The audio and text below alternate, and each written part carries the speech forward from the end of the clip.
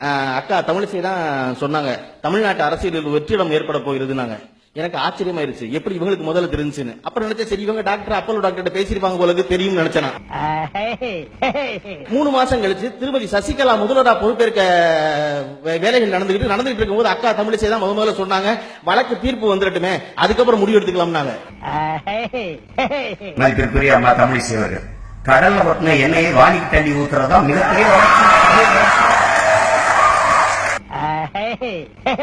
Hydro carbon ஒரு ஆபத்து வராது.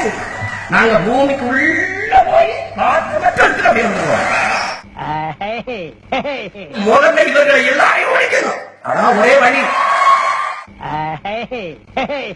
தம்பி போங்க தம்பி, ஊருக்குள்ள போய் காட்டு பாருங்க.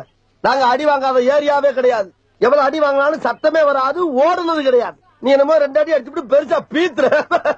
ஹலோ, நேத்து அடிக்க வர நீங்க வரவே இல்ல.